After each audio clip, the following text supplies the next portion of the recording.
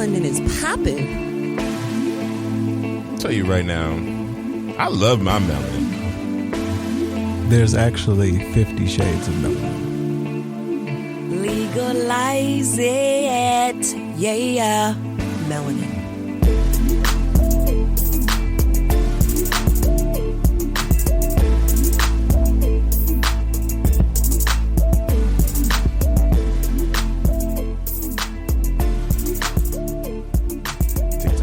Boom, tick tock, boom, tick tock, boom, tick tock, What time is it? Tick tock, boom, tick tock, boom, tick tock, boom, tick tock, awareness. Tick tock, tick tock, awareness month. Boom, tick boom, tick boom, tick boom, Sickle cell. Tick boom, tick. What time is it? Tick boom, tick. Awareness month.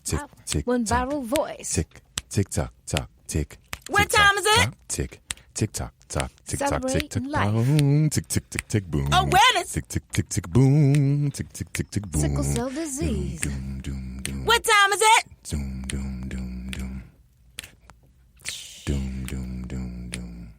September. Doom. Awareness month.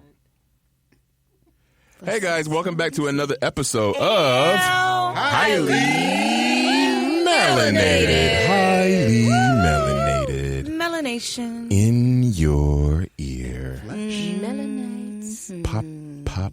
Pop, nigga.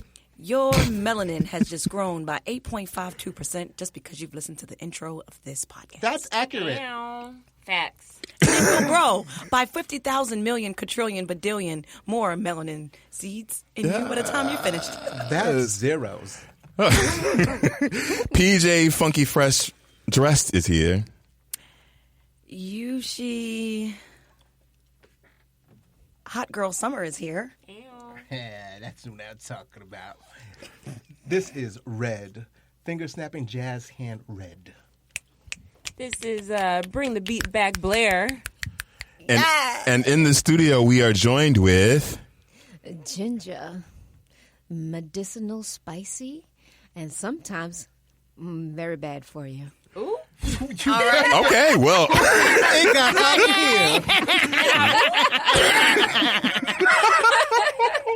That was highly unexpected. Yes, I love it. And guys, welcome back to another episode of Highly Melanate, where we melanate your palate and feed your soul.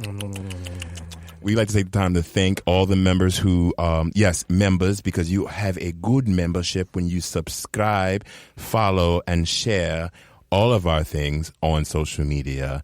You follow, subscribe, and listen to everything, every episode, all 48 of them. And this is what makes your melanin grow. Grow so good. It's like wild boar that come home looking for food. By 8.725%. I don't know why that. Sheep don't run with lion. Snake don't fly with. I don't know why the first thing, honestly, I thought about as I was doing that was Pumbaa. So that's why I said wild boar. I don't know. Anyway, but as always, guys, you can follow us on social media. As I was saying, that is Highly Melanated Podcast on Instagram, on Twitter. It's H_Melanated Pod. You can go to our website. That is www.highlymelanatedpodcast.com. Also, we are still taking in requests, taking in highly melanated voices. If you would like to submit that information, again, the question is, what would you have to do to get your black card taken away? And then, who ain't invited back to the cookout for next year in 2020? Ooh, no redemption, huh? Oh, child. Not a single one. Don't be coming back here. Vote.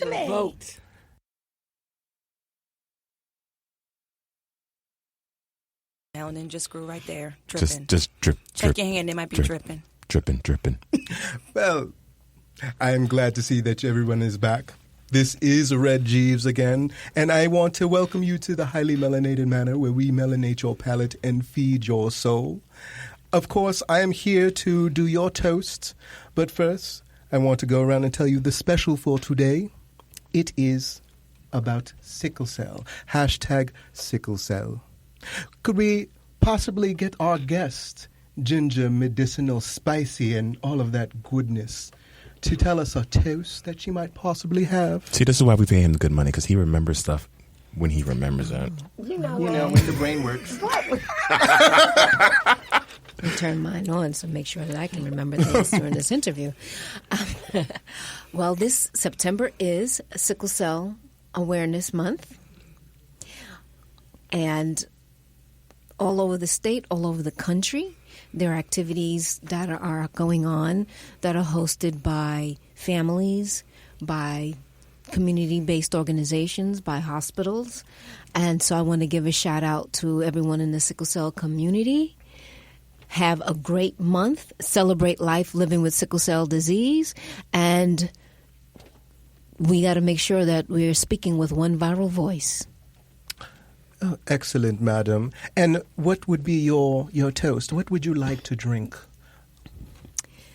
Anything. The bar is open and it has everything. Everything. Well, I've actually been consuming this very delicious and very sweet Cape Verdean punch Oh, Cape Verde. that I have nicknamed Grog. Grog. Yes, which I get flack for, yeah. Grog for everyone. Some BC Grog. For everyone, including Blair. Bring the beat back, don't care. Round of grog for everyone. So thank you, Cape Verde, for the delicious punch. That is the wrong beat. That's spread. Africa. That is not it. Let's see if is this one it? Grog. No, it's not. And that was that. Bada boom.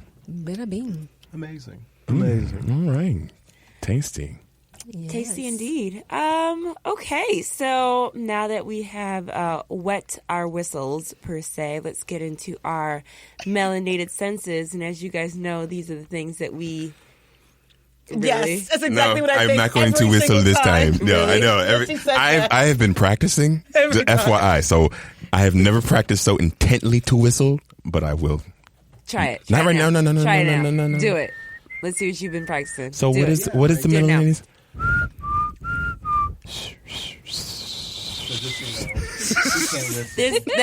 I hear progress, though. I hear...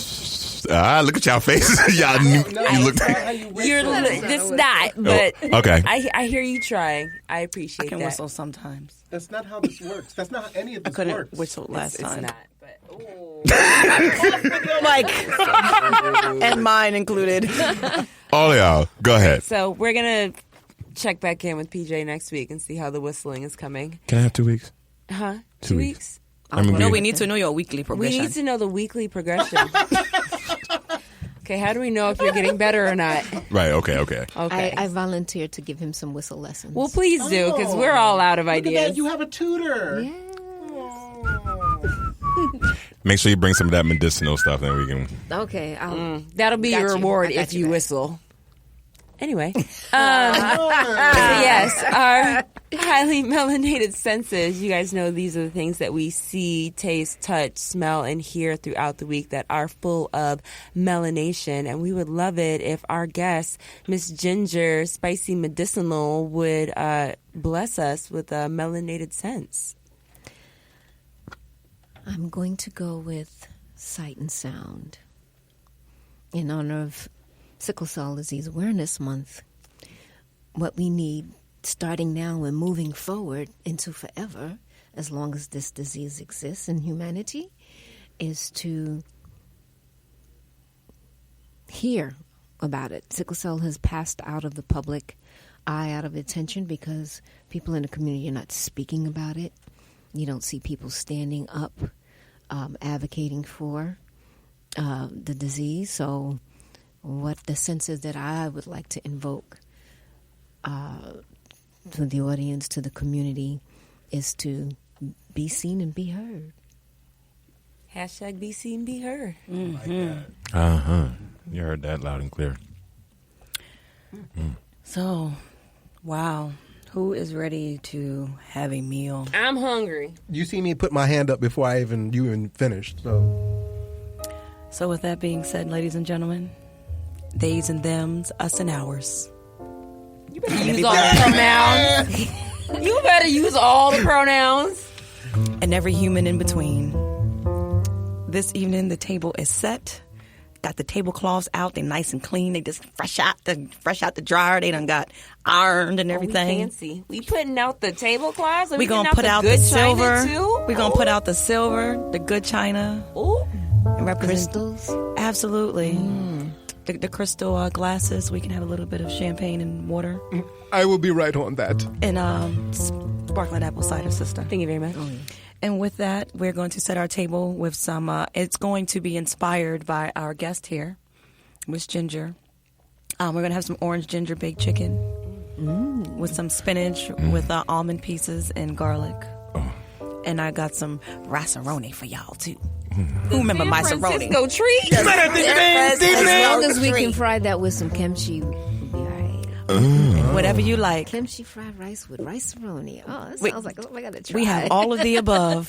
San Francisco. Whatever you like. And some rolls on the side. Right. Ooh. We'll be back after these messages. Because all of us are just like going through a moment right now. Right? That was real. Of me. I'm gonna get one for you too, actually. So back to schedule. So again, to introduce our wonderful guest that's in this studio.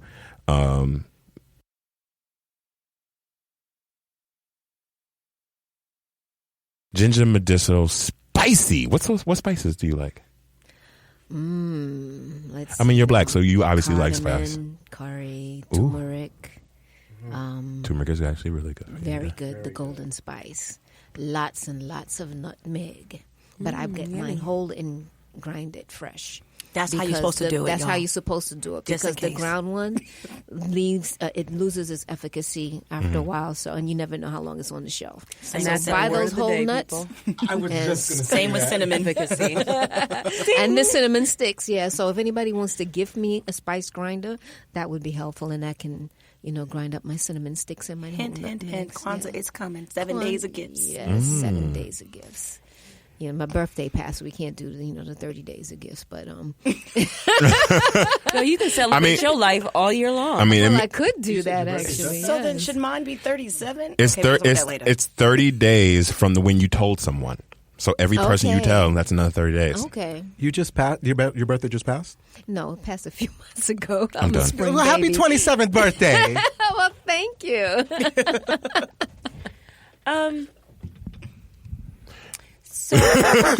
Cayenne. moving. Let's not forget the cayenne. Ooh. Oh, I thought you said Kanye. Let's not forget Kanye. I was No, like, no, I mean, we've been trying to figure it out. Yeah, no, we can forget Kanye. No, cayenne. and okay. I love that meme so much. I say it legit like 50 times a day because it applies to everything. So I actually finally Googled and YouTubed it, the original, come on. the best, because who you sit, and I understand that feeling. And Yeah. I don't know what y'all talking about. I'll show it We'll to you. show We'll you. show it to you after the show. See how they be doing stuff and I don't be knowing But what let's it be get about? into just learning a little bit more about our guest today. Ginger, if you could just tell us a little bit about you and your background and your what your path has been for Advocacy. Thank you. Yeah, you're welcome. Can't talk today. Words are our Those friends. moments Day. sometimes. It's a day. Yeah. Advocacy. I am the classic 2 out of 5 children that inherited sickle cell disease, sickle gene from each one of my parents. And my mom was 6 months pregnant with me when my older brother, Mark, who was the first one to inherit it, passed away from complications because he was undiagnosed. So, hearing that story as I was growing up, I think at the age of 8, I decided I was going to become an advocate in his name. For him, the brother that I never met, who's always been with me. And, I was lucky to have a very, very vocal mom. So it wasn't hard to kind of ease into that role. And I also had a great team of doctors, the director of pediatrics, Dr. Mary Kaufman, and Dr. Dominic Sabatino, both who have passed on, but everybody that came in under them, I guess I could say I was kind of an unofficial part of the team in helping to educate medical students about sickle cell disease, and just starting off with just telling them my medical history, and I knew everything in detail, like at 6 years old. So, that used to impress folks. And some of those medical students that I met as a child now are, when I see one that I thought was really great, I go up to them and say, hey, I really like you. I think you're going to be a great doctor, and please choose hematology. And for those who did, one of them is director of pediatrics at Methodist Hospital now it's New York Presby Methodist. Wonderful. Mm-hmm. And the other one is the chief of pediatric hematology oncology at Brookdale University Medical Center, and Dr. Viz, and Dr. Viswanathan, Dr. Sundaram, Dr. Kulpa. These are doctors that I've known, growing up as a child, and now, they are tops in their fields, and they're doing a lot of good work, and they're keeping children alive into their adult years. And then things are kind of falling off, whereas before we were able to increase the life expectancy from 5 years old and 20 years old to 45 is the number you'll see if you look, and then there are people who are living way beyond that. We have people in their 90s. In New York, there are a lot of people in their 80s, and those, who are approaching 70, and you don't hear about them. You only hear about the death. But what's happening now, because the last comprehensive treatment program for adults was closed last year when the founder and director, Dr. Rita Bellevue, retired, the program went bye-bye. So now we're starting to see deaths from the ages of 20 to 45 because adults don't have primary care physicians. They're not being followed by a hematologist. They don't have a program to go to. And they're succumbing to complications that could have been treated, or prevented.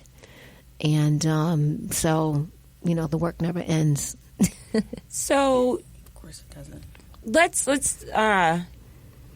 you were saying before that you feel like, or that and we all know that the information and education of sickle cell has kind of fallen out of the news, and not as many people really know about it anymore. So you just gave us a lot of really great information, and some people might be just completely lost because they don't even know what sickle cell is or how big of a deal it is. So can you just talk about that a little bit to just kind of give our listeners who aren't familiar with sickle cell and the complications and everything that it means, just kind of give them a little bit of background?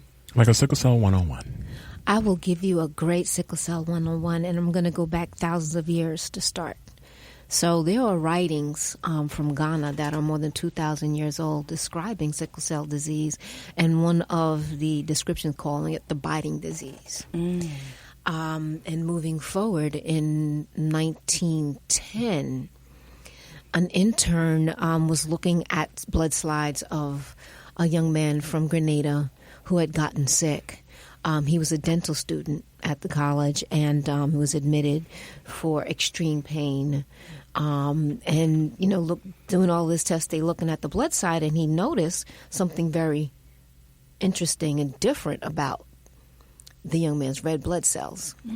So he took it to his attending doctor, Dr. John Herrick, and he says, take a look at this. So now there's a whole lot of activity that's starting to happen, and they're really studying this gentleman and what's going on with him. He had actually gotten sick with pneumonia because coming from the Caribbean and living now in Chicago to go to medical school does a number on you. Yes. So he'd had, we don't know, we're not clear that it was his first crisis, but we know that was his first crisis in the United States. And crisis is a term for a painful episode that's associated with sickle cell disease. It's the number one symptom. So after looking at this, Dr. Herrick wrote the first paper. And in this paper, he gave these misshaped cells the name sickle cell. And that's how sickle cell anemia came to be, because what they also noticed is that the volume of red blood in this patient was lower than what it normally should be. So that's the anemia part. And basically, sickle cell disease came about over thousands of years as your body's immune response to malaria. So sickle cell disease is very closely related to malaria, yes. Wow. So every country where malaria was endemic, sickle cell disease also exists. So here in the United States, it is promoted and kind of given this face that it's African American disease, when in fact sickle cell disease exists in southern China, Southeast Asian countries like Cambodia, Laos, and Vietnam. It exists in the Middle East, in Turkey, Italy, and Greece. It also is prevalent throughout the Caribbean, Central, and South America, as well as Africa. So you can find sickle cell disease all over the world. It is the number one inherited blood disorder in the world and in the United States. So with that being said, I'm glad that you kind of are highlighting how prevalent it is in so many different cultures and so many different areas. My grandfather had maybe not exactly sickle cell, but he was thalassemic, which is, I guess, the blood cells, they're a little bit smaller. So did he have sickle beta thalassemia, or he just had thalassemia minor? He just had thalassemia minor. Okay. So with that being said, that's Cooley's anemia. You know, and it also stems from I guess from malaria as well. It's just a way that I guess the body's trying to fight off the disease. But can you give us maybe some numbers as to what it looks like? Because I feel like maybe a lot of people are not really seeing like how impactful it is. Right. So first, let me say that there are approximately 22 abnormal gene traits that are associated with abnormal hemoglobins and with sickle cell disease, and they can be inherited in any combination. But worldwide, in terms of prevalence, the most common is the homozygous SS, or what's known as classic sickle cell anemia. Then you have hemoglobin SC disease and hemoglobin S beta thalassemia. So you have one thalassemia trait and a sickle trait. And the most severe is SS, but also, now thalassemia has two varieties, is beta plus and beta zero, beta thal zero. So beta thal zero is also a severe form of sickle cell disease. And then you have some more rare ones going down the alphabet, D, E, F, Punjab. You have some that are named after the regions that they are. And I forgot to mention India and the Middle East as well. So you have, I was reading some studies that are being done right now by one company called ClinArt, and they look at sickle cell disease in the Mediterranean and Asia. And right now, the population in the Middle East is about to surpass that of the United States and other countries because of consanguination, or marrying within the family. So people with the trait are marrying and having a lot of children, and now you have, the SS and sickle beta thalassemia is on the rise in the Middle East. So here in the United States, yes, African American community is the number one population with sickle cell disease, but you also have the Latinos. We have Middle Eastern and families of Mediterranean descent. The numbers for a live birth with sickle cell disease in New York State, and we're going to keep it local for a moment, is kind of high for the Caucasian population. So it's something like 1 in 12,000, where you have something like 1 in over 1,000 for the Latino, and then as much high as like 1 in 500 for African American or African descent.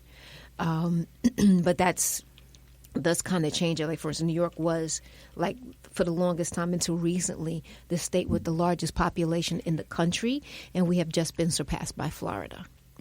However, we still have 10% of the nation's population of people living with sickle cell disease in New York State, and 33% of that number is in Brooklyn. So Brooklyn has the largest population in the state. Wow. Mm-hmm. So talk to us about what you and your organization are doing in reference to the sickle cell. And then also, I had saw that you had a hand in having a bill being passed. Can you talk to us about that? So we have well, let me start with saying what the sickle cell organizations do. So I mainly represent the Sickle Cell Thalassemia Patients Network, which is a 30-year-old organization. It's the oldest and the largest in New York State, located in Crown Heights. And shout out Brooklyn. Shout out Brooklyn. But we also work with a collaborative of other community organizations like the Queen Sickle Cell Advocacy Network, QSCAN for short. The Candice Sickle Cell Disease Fund, which is in the Bronx, and Fallen Angel Sickle Cell Foundation, which is in Rockland County, upstate New York. And we have kind of, I guess I call it coming back home. We have reunited with other inherited blood disorders, but on the flip side, bleeding disorders. Sickle cell is like a clotting disorder, but we have now also kind of brought back collaborations with the Hemophilia Federation and von Willebrand's. So only men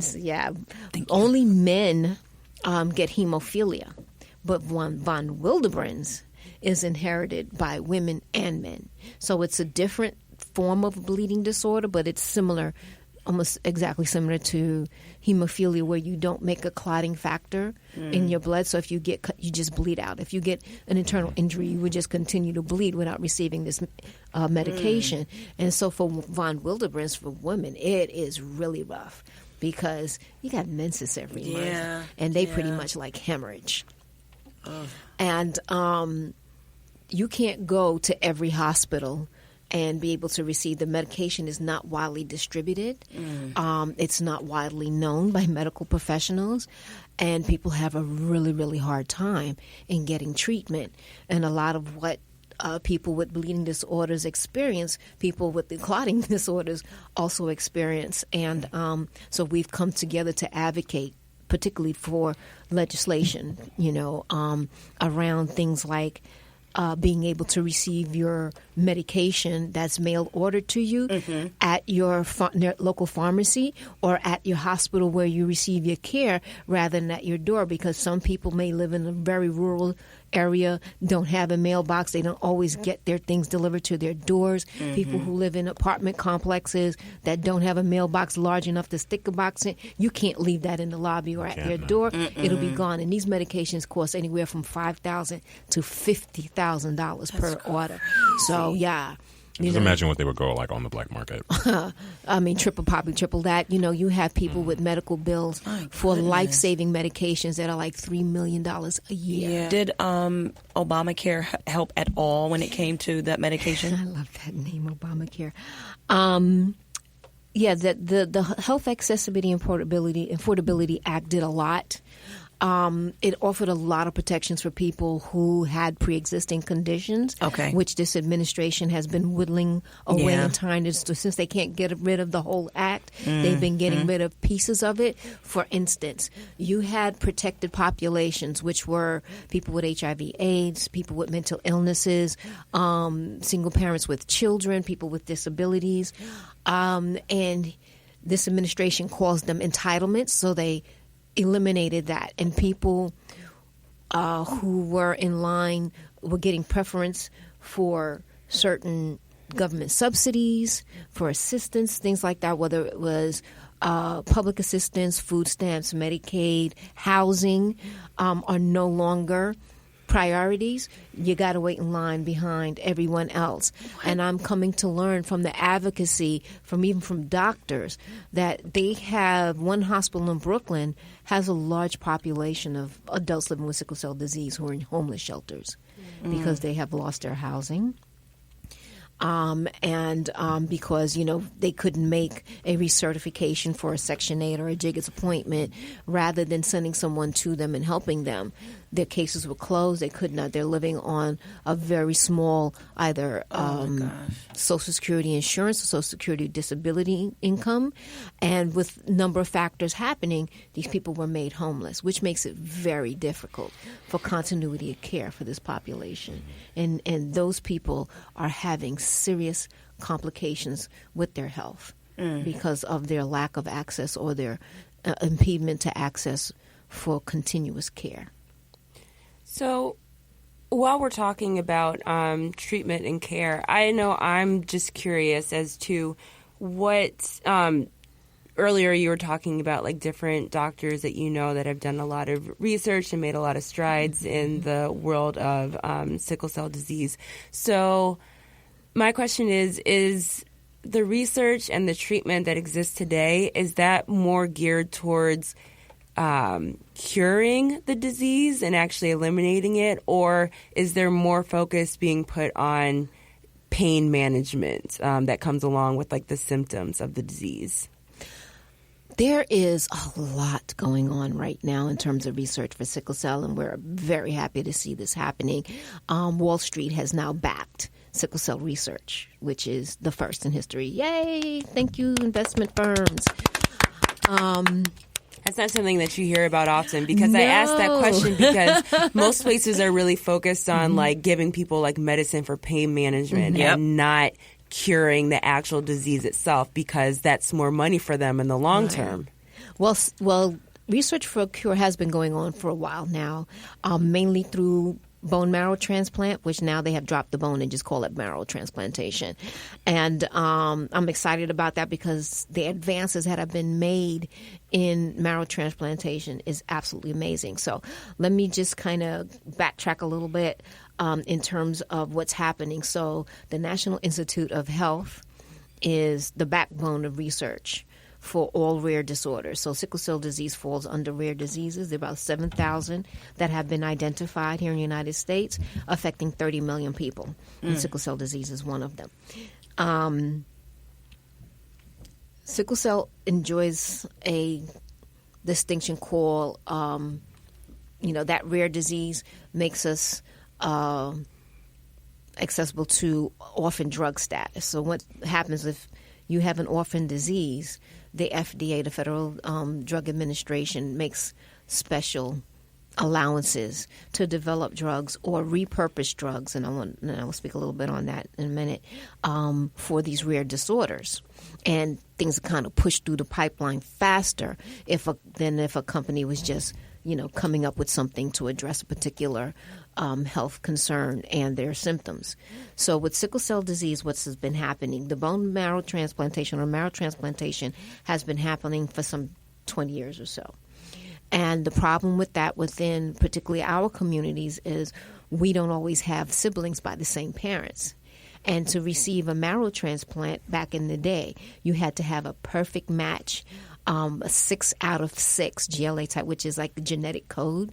So you had to match all 6 points in order to be a donor and for the person to receive that. Or it couldn't happen because you would have what's called graft-host disease. Basically, the person's body would reject that donor marrow. And then you also had another complication, which is severe infection. That could also jeopardize the life of the person receiving the recipient, receiving the donated marrow, and one of the outcomes is 1, you could be cured. 2, you could revert to trait status, which is also good, or 3, nothing happens. The disease was not eliminated. Right now, move forward to stem cells, and there are a lot of studies now. There are 2 years into some of the major studies.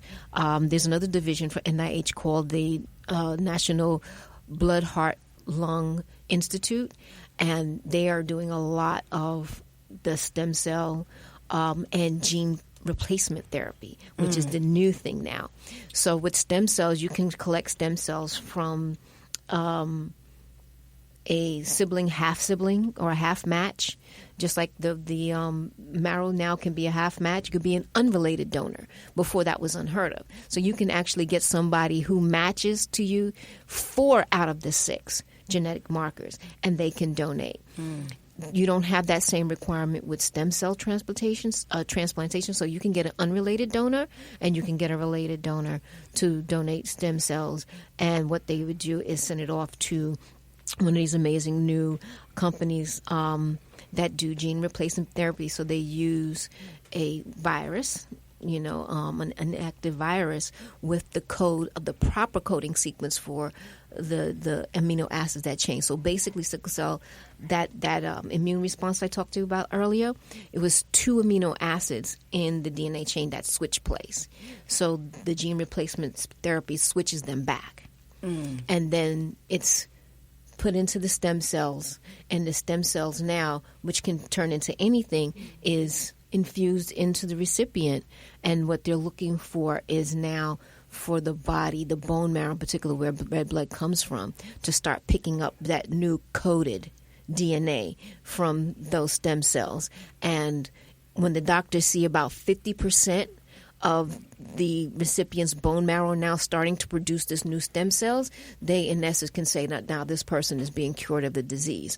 And everybody is using that word cured very lightly, because like last week I was in Bethesda at NIH in their campus, and the NHBLI had 3 days of all things sickle cell. They went A to Z. I was so happy. And they were saying that talking with some of the adults and some of the children that have gone through the marrow and the stem cell transplantation don't really consider themselves to be cured, because the people that they're picking for the studies are people who are severely sick with this disease, are having a lot of complications, and some of them stroke. When I worked on a grant-funded program at one of the hospitals in the Bronx, we had a 17-month-old who had a massive stroke and was permanently disabled for the rest of his life. Oh, my gosh. So children are screened early to see if they are susceptible to having a stroke, because you'll have the clotting of the sickling in the brain, which will cause a stroke. You have that happen in your lungs. It's called pulmonary hypertension. It's degenerative, and without treatment, it will kill. You have people going into renal failure because the blood supply to the kidneys are being cut off. Avascular necrosis is when you're not getting enough oxygen to your joints and your bones. And you have I think the first person I met who had a joint replacement was a 15-year-old who had to have his shoulder replaced because the disease had damage. So this is a very, very insidious disease. And the research that is happening for the cure is based in marrow stem cells and gene replacement therapy, and they're getting good results right now, but they're still following people to see how that's going along. The marrow transplant is the oldest process, and they have been able, like I said, to perfect it to where you don't have to have a perfect match. Now you can have someone with 4 out of the 6 genetic markers. The stem cells, not only can you get a donation from someone else, they can use your own blood and pull the stem cells out, do the gene replacement therapy, and then reinfuse your stem cells. Wow, so we're coming a long way. We're coming a long way. And that study actually was closed for about 1.5 years because they weren't having great results, so they closed it to study it more and try to figure out how to improve it. It was just reopened this year. Gotcha. And so they're starting to have some movement with that, but it's still early to say. In addition to that, now there's research for better medications. So there was, in 2017, there was what's called a precision therapeutic. It's not a medicine. It's really a supplement, but it's like a super supplement. A butyrate. It's a sugar. It's L-arginine. I'm sorry, one's butyrate, one's L-arginine. And basically the large dose of this particular supplement shows some benefits for sickle cell disease. So that was approved in 2017, and it's being widely distributed now. That's called Endari, and it's put out by a company called Emmaus Life Science. And one that just came out on conditional release is actually a genomic medication. So this one the purpose was to stop the trigger that causes the cells to sickle. And that's the hemoglobin within the cell. So instead of it being just kind of hanging out loosely in the cell, it starts to turn into a rod. And when it stiffens and turns into a rod, it causes the cell to sickle. So they wanted to address that, and this precision medication does. Wow. It prevents the hemoglobin from sickling. The next thing that it does is it raises the overall hemoglobin. So the anemia is that we're not producing enough red blood cells. So this helps the bone marrow to produce more red blood cells. And particularly you have the A hemoglobin, which is what everybody have after 6 months of age. Then you have the S hemoglobin, and you have F, or fetal hemoglobin, which is the blood babies have. And people with sickle cell have some residual fetal hemoglobin. And the higher your fetal hemoglobin is, the better it is for you, because it actually kind of gives you a buffer from having the severe effects of sickle cell disease. And for instance, I have a high fetal hemoglobin. So I've been able to live pretty much more than 30 years crisis-free. I didn't have the same kind of complications that a lot of my friends have. But then you have something behind that called hemolytic anemia, where your cells are always breaking down. And because your bone marrow cannot replace that volume fast enough, that can cause things like the avascular necrosis, where your bones and your joints start to deteriorate. It can affect your vision. It can affect your hearing, your central nervous system, all of these things. But this will be happening without crisis. So you really don't even know this damage is still happening to your body until a complication presents itself, and usually through pain. And then doctors have to go look and say, this is not normal. There's something going on here. And then they'll say, oh, you have this going on. But I didn't have a crisis. I know. What are you taking? Like, what are your treatments? I am a naturopath, so basically supplementation, my diet, very a natural diet, It's always lots important. of water, juicing, things like that.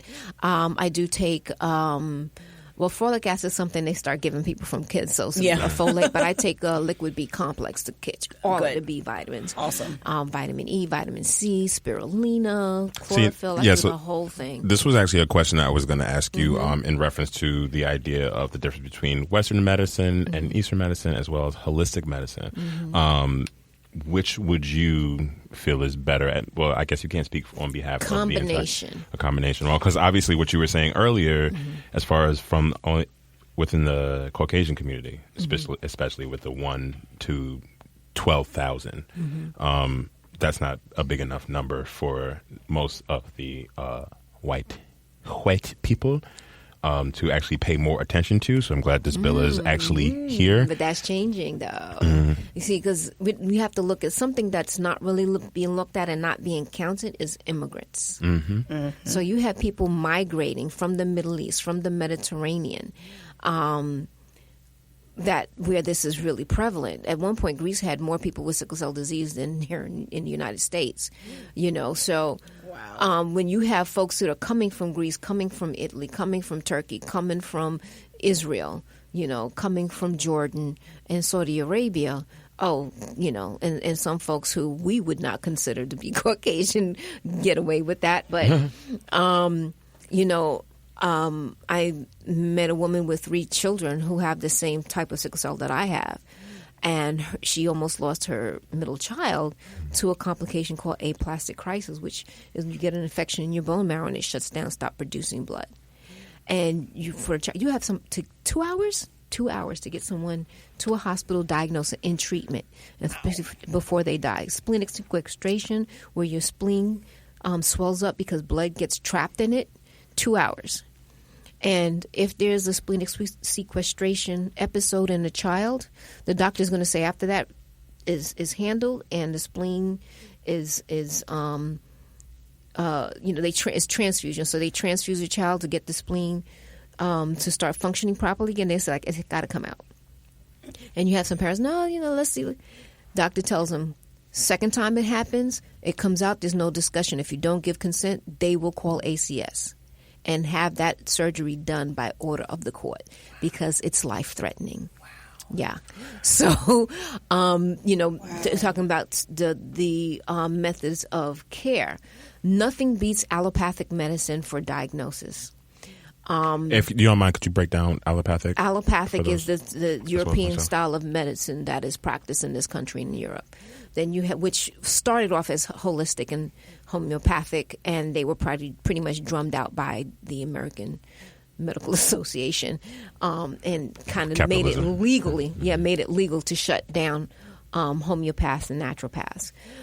Traditional Chinese medicine, homeopathy, and naturopathy is great because, the natural stuff works better in our bodies than the synthetic stuff most of the time. And you can see that by watching drug commercials and seeing how many side effects there are from medication that's supposed to fix one or two things. You will experience dizziness, constipation, fall off. And your eye's going to pop out because you're taking Please let your physician know if you die. Part of a natural substance and making a synthetic part of it.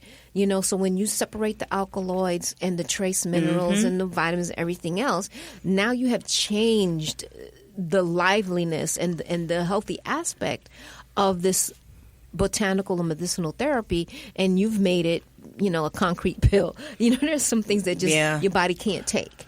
Very true. So I practiced on myself, and then I started to teach other people and recommend it. And I've had some wonderful doctors who really encourage that and try to, encourage some of their other patients to follow in my footsteps. And I remember one meeting that I had in a former doctor's office about how to live healthy and live through natural living. And when I walked out of the room, they started telling her she doesn't have sickle cell. She probably has a trait or something, but she doesn't have sickle. He says, yes, she does. He goes, no, we don't see her in the hospital. And when he recanted that story, I'm like, duh, why do you think? This is what I'm trying to tell you. Live healthy by doing these simple things.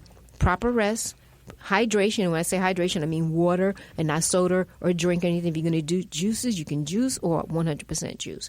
Exercise,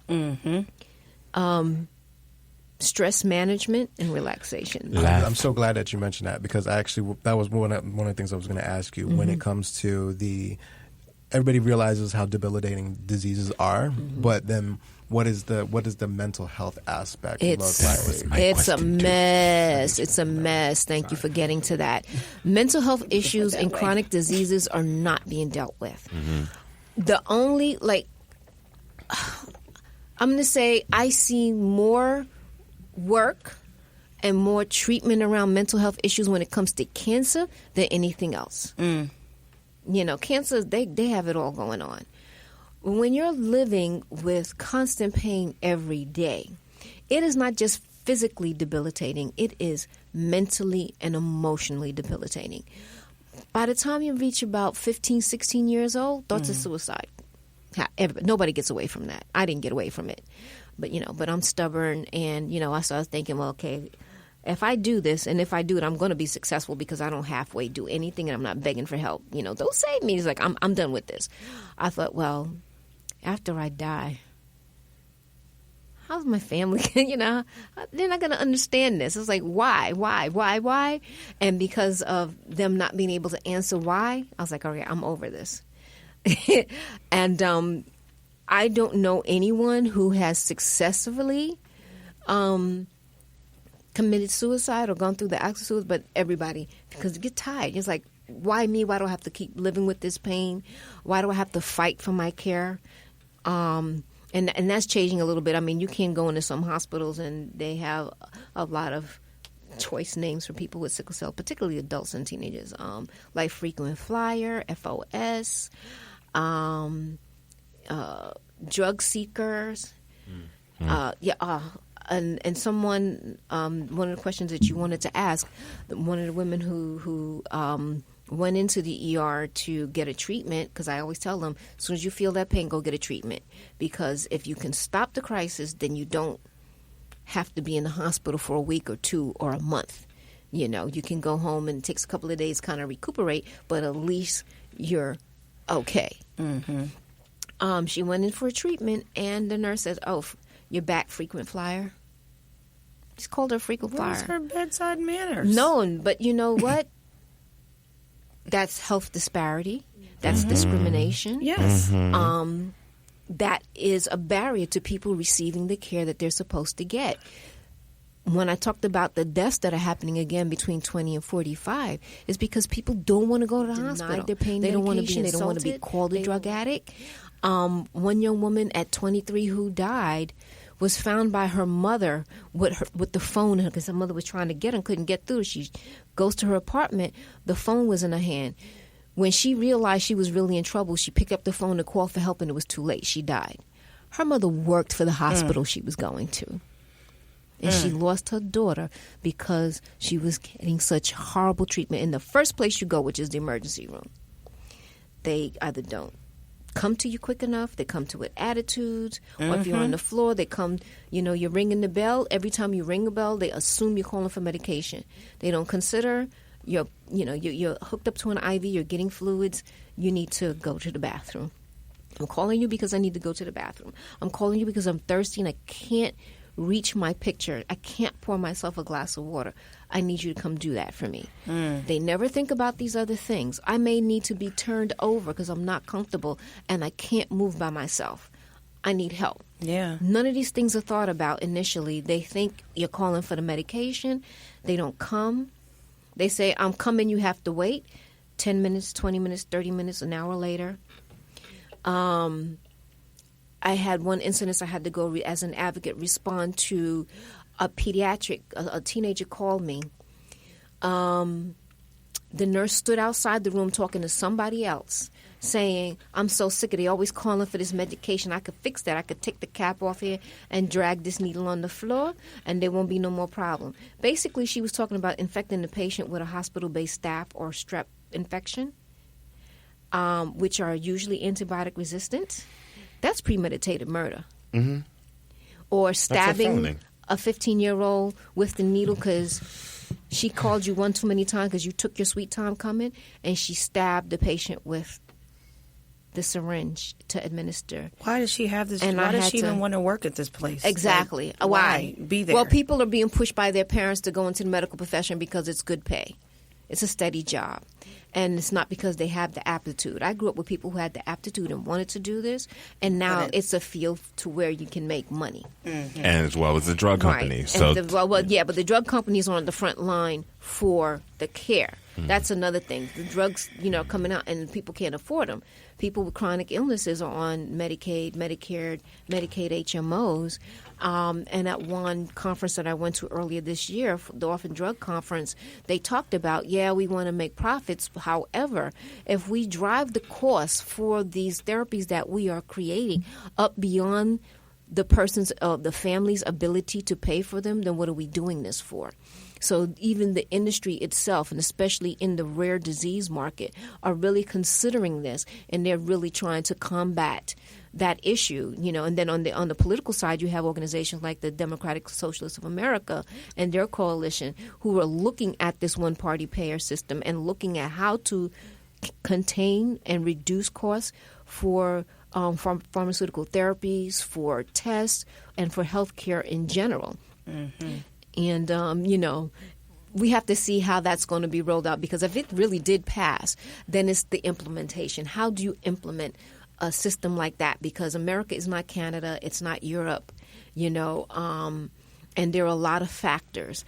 And what I'm thinking, for me personally, I'm looking at if the government is running this thing and there aren't any other options, when they decide to bicker and to show out and decide to shut the government down, what happens?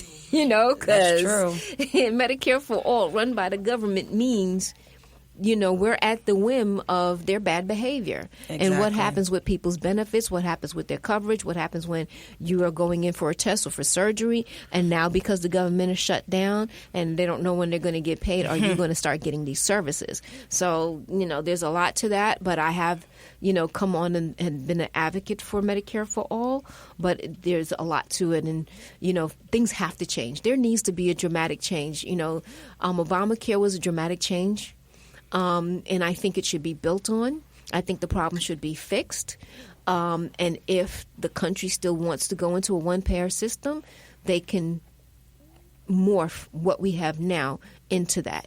But I think instead of trying to dismantle it because the other party came up with it or whatever, I think we need to fix what we have.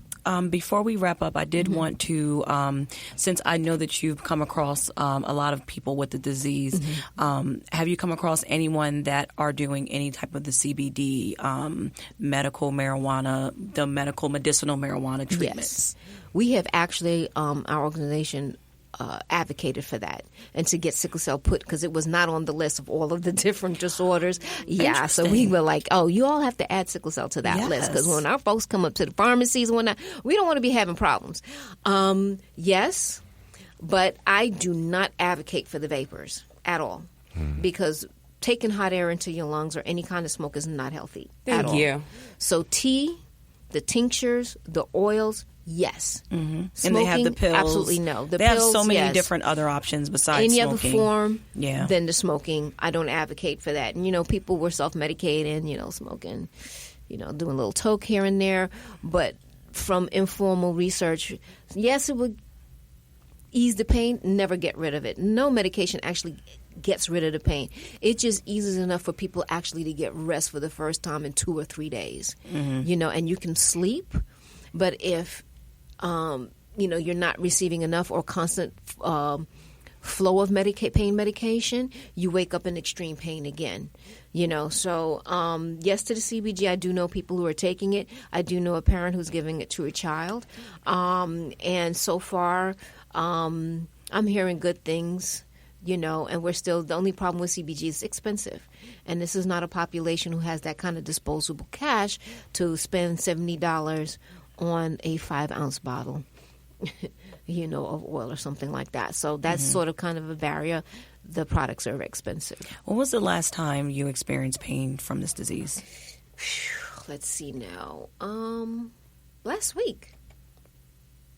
But, my management is just so good, because I was an Uber athlete. They was telling me as a kid, you can't do this, you can't do that, rest, don't exert yourself. But double Torian. I had a hard head, so everything that I wasn't supposed to do, I did. Riding the bike, running, climbing trees, mountain climbing, hiking, sprinting. I did it all. Sometimes I got sick, and most of the time I didn't. I found out that martial arts and yoga was really, really beneficial to me. Excellent. So I did that, and because I was able to really strengthen and condition my body, and also to increase my breath capacity, because breathing and getting the blood, when it's sickling, back through the lungs to pick up oxygen and to return to somewhat of a round shape, even if it's not perfect, helps. So the minute I start feeling pain, I just start by doing my breathing. I hydrate myself. If I'm cold, then I have to get warm, and usually I can kind of stop a crisis from happening. But if that doesn't work, I'm off to my home, the ER in my neighborhood.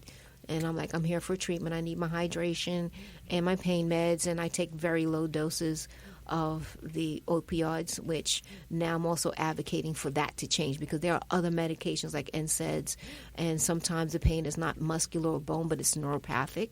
And I'm finding that doctors are really not realizing that. So I have a friend who's a doctor, and she's actually doing education with other doctors, particularly in the emergency rooms, about pain management and using something other than opioids to treat the pain. Because you did mention repurposing the medications for other things that were for something else. So like hydroxyurea was the first drug repurposed from cancer. It was a chemotherapeutic drug, and brought into sickle cell, tested and approved for use in sickle cell, because it raises the overall hemoglobin, which you want to do for somebody who's anemic, and it has some benefits in protecting the cells from sickling and things like that. It works better in children than it does adults, because children don't have complications just yet, unless they've had a stroke. But usually you don't really see the complications in children yet. So it works really best in people who don't have a lot of complications. If you have complications, it can get kind of dicey. Sometimes it doesn't work, or people stop taking it because it does have side effects, and they can't tolerate the side effects, so they just stop taking it. Now, what the drug companies that are doing, the pharmaceuticals that are doing research around people who are on hydroxyurea, so that their medications can work synergistically with the hydroxyurea. And if you're not taking that, like voxelotor, which is the new one that's on conditional release, I call it we're coming to our days of Cadillac. So what is the new, like, Lexus? Maxima. No, we're Maseratis. It's the luxury. No, sorry, Maserati. That's my car. Give me a Tesla. The Genesis. Yeah, so it's like it's self-driving that one. Thank you. It is So that fine machine right now. No shorts on anything else, but that one, the things that it does and the potential that it has to keep a person with sickle cell disease healthy is just so promising. So it's still like 4 years now, but we're looking to see it be better. Wonderful. So, question: what can the community do in reference to helping get Senate Bill S2281 passed? S2281 in the Senate and A6493 in the Assembly. So the New York State Sickle Cell Treatment Bill is asking for $3 million to build 8 treatment centers throughout New York State, not just here in the city, but upstate where care really is needed, because you have people traveling hours and hundreds of miles to come downstate into Westchester County in the Bronx to receive care because they do not feel confident or safe in the hospitals in their region, and that's putting people's lives at risk. They need to be able to go to the hospitals where they live and get qualified care. So this bill is either to expand programs that are here or to create them where they don't exist, like Staten Island. Staten Island needs comprehensive care, and we'd like to see a center put there for the children and adults in that borough. Queens, kind of shoddy, because, again, they've been closing programs.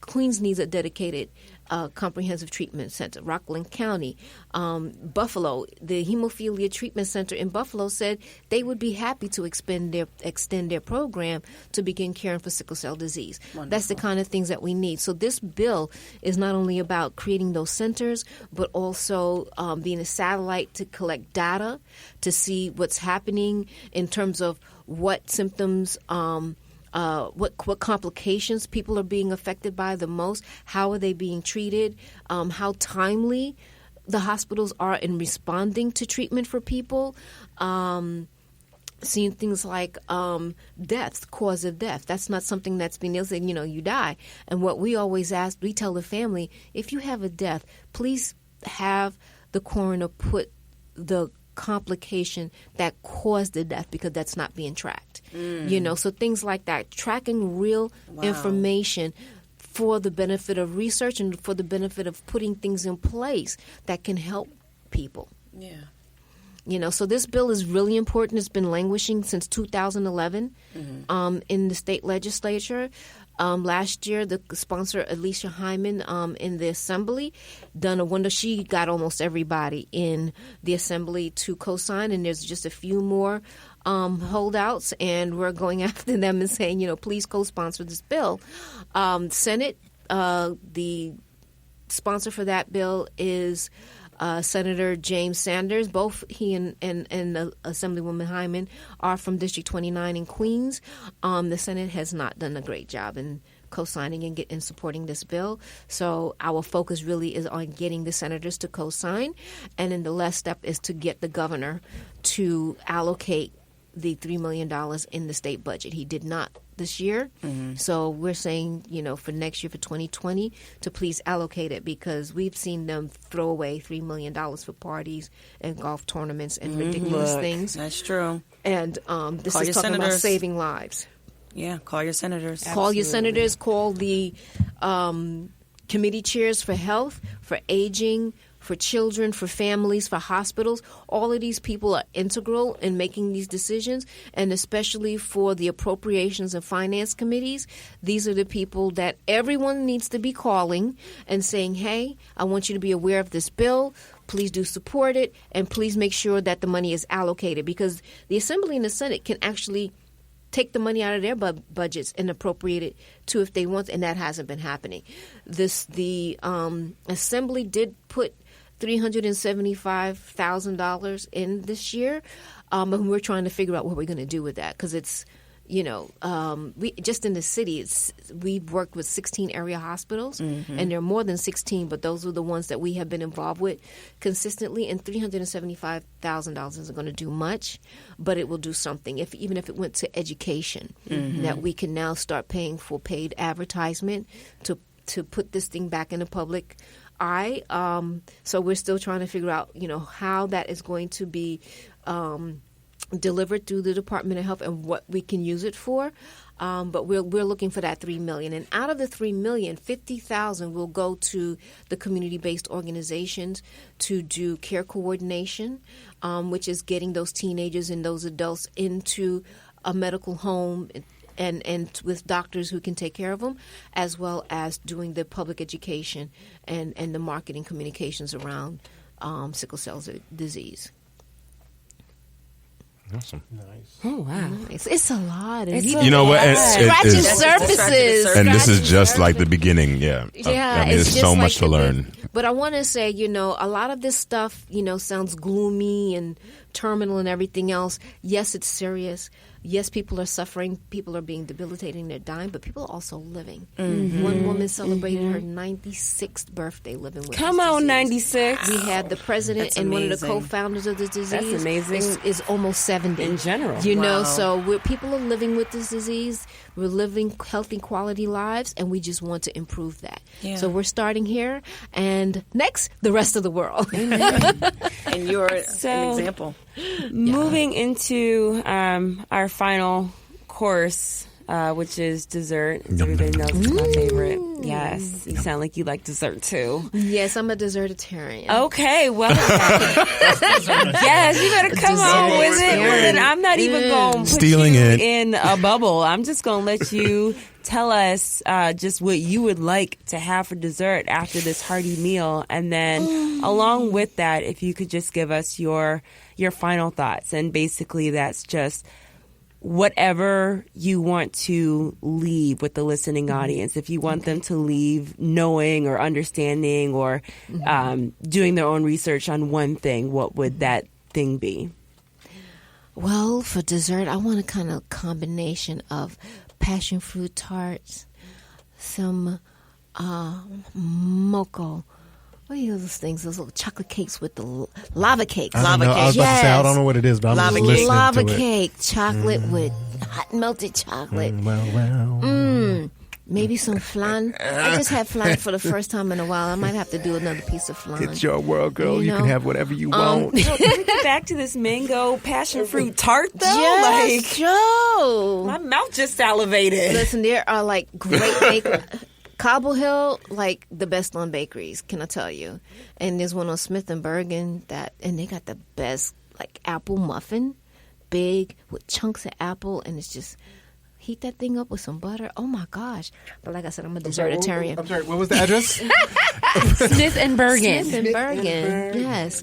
We will say their name when they Well, put we're it off on the air. Sponsor. When they spot, that's exactly. I've been Sponsor talking alert. about that. Bakeries that are over at Smith and Bergen. Sponsor alert. There's a whole and Contact all Sponsor along alert. Court Wait Street. till the end of the show from to get our email address. yes, from like Cobble Hill into Carroll Gardens on Court Street. It's just like Facts. So about this final thought. So I'm Sponsor gonna get off the sweets right now. Y'all and make me say so hungry. what I want to say to the listeners, and pass this on. There needs to be more talk about sickle cell. There needs to be more support for the sickle cell community. More understanding, more support. For people living with sickle cell disease, there's no shame. Celebrate your life living with disease.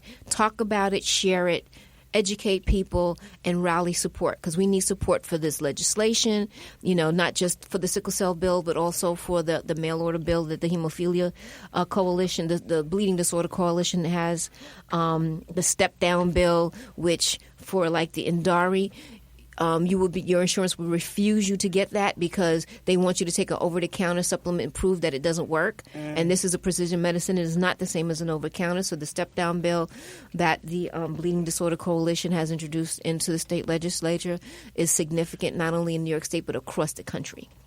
So we need support for that. We need support for people to come out to the organizations. There is so much work that we do and so much more work that needs to be done, but we don't have enough people. And SCTPN, Fallen Angels, Candice Sickle Cell Fund, we're all volunteer organizations. and it's a handful of people trying to do as much as they can.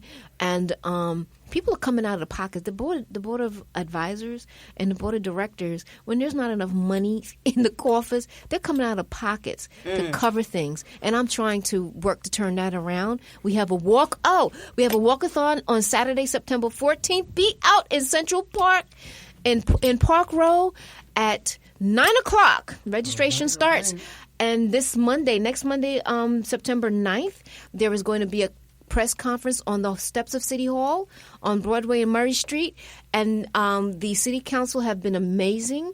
They unanimously voted on creating a resolution, to tell the state legislature to pass this bill, pass it and fund it.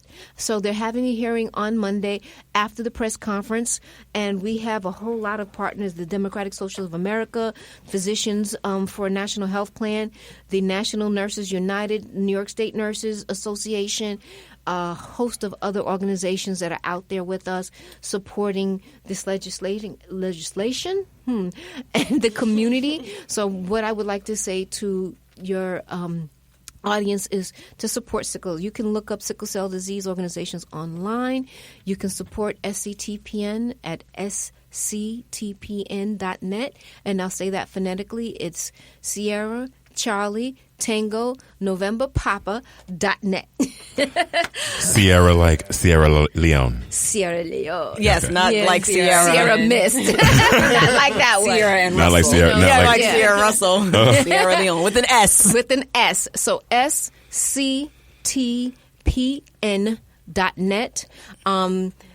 Anywhere you are in the state, anywhere you are in the country, look for a local organization. Look for the Sickle Cell Disease Association chapter members. They're all over. That's the national organization all over the country. And go and say, how can I help? What do you need me to do? We need board members. We need marketing communication. Please, can I get some folks to help me with the social media posting? Come on, you young kids out there. Live with a like to purpose. be on social media. I got work for you. Writers to talk, because we want to talk about more than just pain and sickness. We want to tell organizations how to build your mission, how to pick the right people. Well, let me ask you, is there a way for people to get in contact with you directly? With me directly? Yeah. My email is ginger.davis@sctpn.net. So you can reach me by email. You can also reach me at the office or leave a message, and I will get it, and I call everyone back. The number there is 347-533-8485. That's 347-533-8485. And to the sickle cell community, if you have sickle cell disease or know someone living with sickle cell disease and need help, call SCTPN, visit us on the website, and you should check it out, because we just finished doing the new website, so it's up there. The blog is fabulous. You can either go onto the website at sctpn.net or call 347-533-8485 to speak with a community health worker and tell them what you need, and we'll see what we can do. All right. Well, thank you, guys. Marvelous. Thank you so much for blessing us here at Highly Melanated. Thank you for your presence and information. Thank you so much this information is important. Best. What we do here at Highly Melanated, number one, is we have conversations about community. What we, everybody has to get out and do something. That's why I'm really glad that you were able to come on and just share this knowledge. Thank you for taking the time to listen to another episode of Highly Melanated. All the information that Ginger, what was it again? Ginger? No, not Dot. I know her last name. Spicy medicinal ginger. Spicy medicinal ginger. Ginger spicy medicinal Davis. All the information that she provided, all of that will be in the description, so you can go ahead and click on that and get more information. Google, talk to your friends, pass this information along. If you know somebody who's suffering from sickle cell, share this episode. Show the love. That's what we are about here at Highly Melanated Podcast. So again, thank you again for everybody listening. As always, you can follow us on Instagram, which is Highly Melanated Podcast. You can follow us on Twitter. That's H_Melanated Pod. You can email us highlymelanatedpodcast@gmail.com. And as always, you can go to our website at highlymelanatedpodcast.com. With Just one dot. ginger on top. It's really just highlymelanatedpodcast.com. All right, guys. So on that note, also, wait, not on that note. Also, please remember that we are still accepting applications, not applications, but we're still accepting voice memos. You guys who you want to share your opinions in reference to your highly melanated voice, please come and reach out to us via email, highlymelanatedpodcast@gmail.com, or you can hit us up on Instagram, which I already said earlier, but it's highly melanated podcast on Instagram, or Twitter _melanated. I'm so sorry. Slide in our DMs. Slide all the way in those DMs. Slide all the way in. Yes, toe tutor. On that note, Your melanation level has just gone up by approximately 5.4 bajillion millions. Killion cells. On that note, thank you guys, and peace, love, and Healthy red blood cells. yes, come through. Okay, Red. All right, I'm done. I am done.